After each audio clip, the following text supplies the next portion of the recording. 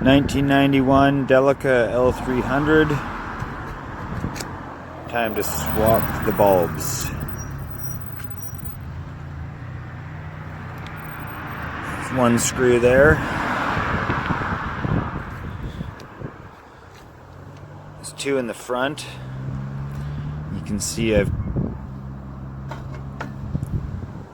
made this up because it's hard to get through the bumper. 1/4 inch socket and a Phillips. And underneath here, see if I can get in there.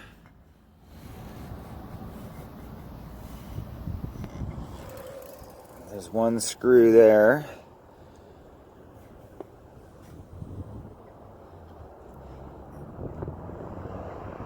The other screw is there. So why I like this configuration here with the flathead screwdriver and the socket and then the Phillips is that it gives you a little bit of bend because the bumper is smack in the middle on mine. It may be bent. I beat the shit out of this thing, so here we go. So here there's a little metal clip. It kind of compression fits that light in there. So I just start by popping that out, and then you can work it out of the front. And it has another little clip over here. It kind of just clips into there, and then there's two clips in here, so you have to be really careful pulling this out. You don't want to break those clips. See, it comes out like that. Okay, so there's 3 bolts. 1, 2, already set up on that one. 3. These are the best tools, these little ratchet wrenches, and it's a 10 mil for this. And there's another very handy tool, because if you drop your bottom bolt, most of the time it'll come out, but there is a couple spots that can get stuck in there. Okay, and on the passenger side, if the bolt drops down behind there, there's all kinds of components and stuff in there. It's a mess, and usually you have to fish it through here, and it's happened to me before a few times, so I get the magnet in there and I can always get it out. So great tool to have. Okay, when it comes time to take this out, underneath there's the adjusters, and there's a little nipple on the end there that actually locks into the body, so you got to kind of bypass that and then pick this up and over. Anyways, I can't do it with one hand. I'm going to do that and get back to you. Okay, that's done. Here's your clip. It's usually pretty tight on the wiring. You have to push this in and pop it out. Okay, so my wires are really tight in there.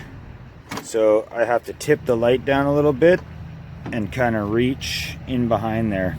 It's a tight fit, but again, these are old. The plastics get brittle. If you force it, stuff's gonna break, and I'll show you some other stuff that is very subject to breaking. Okay, so a problem I have with these lights all the time, they get too hot. The stuff all gets cooked. And copper connectors, when they heat up, they expand. So every time I do these, I just get a pair of crimpers and I crimp that up just a little bit tighter. You don't want to close it up because then you won't get your male side in. Okay. All right, little clip here. Opens it up. This unit comes out. It's just the one wire. When you put it back in, one side's rounded, one side's square. And whatever you do, don't forget to put these caps back on. Oh God, you wouldn't want to have to do this twice. Okay, that little hole up there, that's where the little male end is on the light. Got to make sure that's in before you set any of your bolts. Okay, time to plug it back together here, and again, I got to tip the light down a bit here. I got my hand in there and push it in, make sure it clicks, and then give it a little snug again. But don't force it, be very gentle. Okay, here's a little tip. Pass this through the bracket first, get the light in, and then slide it in. Okay, so once it's in there, you can feel it. It won't wiggle up and down anymore. Okay, when putting these bolts back in, start with this one. Okay, don't tighten it up, just less than finger tight, because you're gonna need to adjust the lamp a little bit, just back and forth, in order to line up the bolt in here. If you bolt these down and try and do that, good luck. Okay, so I'm gonna now move over here, and I'm gonna make sure when I tighten these that they're, see how that wiggles in there? So you wanna make sure they're nice and lined up. And then I've left this one here about one, or maybe a half turn less than snug, and I'll tighten it up at the end. Okay, that was easy. Now the fun part. Okay, so these bottom screws that we took out, they're part of this molding. Okay, so when you put these in, often these moldings, they're old, they're warped, they don't line up with those holes anymore, and this can be a little bit tedious, but hopefully we get it today. The other thing here is there's two clips on the side of this light, and there's two clips inside here. One of mine's already broken. These are super fragile. God, just take it easy. And then once you get that in, we'll line it up straight, and then we'll just slide it all back. There's another connector right there. If you line that up there, and you look back here, it's getting dark. There's little metal clips in the right place. You can't see it right now, but I can.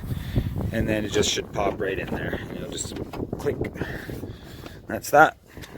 And you're good to go. Okay, so here we go with these screws. Make sure they're straight. They're gonna go in a bit through the housing before they hit the metal, that they actually, the threads. So make sure they push in straight. If it's off the tiniest bit, my God, you could sit there for a long time. So before you screw in the bottom, you want to make sure that those clips are on. You can kind of take a little peek in there if you pull it down. I'm good. Whammo! 4 for 4. That's pretty good, because I did both sides here, so I'm stoked. But these side clips, the metal clip, and those very important bottom clips. If one of those doesn't go in, or if you force it too hard, it's going to break. But if they don't go in properly, nailing those two bottom screws, that's going to be tough. I drive on logging roads a lot, as you can see by all the chips and rust in my bumper. Sweet. I have to replace these bulbs all the time, so expensive or cheap. If you're driving on the road and you're not really like hitting the bumps hard like I am, then they'll probably last longer. But it doesn't seem, whatever I put in there, I don't notice a difference. These lights suck. They're terrible. Any kind of upgrade on this would be really good, because they're just the worst lights. Don't expect anything out of them. And eventually I'll be getting the driving lights, but I don't want to blind people anyways. But you know, on the dark roads here on the west coast, Vancouver Island, you drive around at night with these things on, good luck. They're terrible. Okay folks, ciao.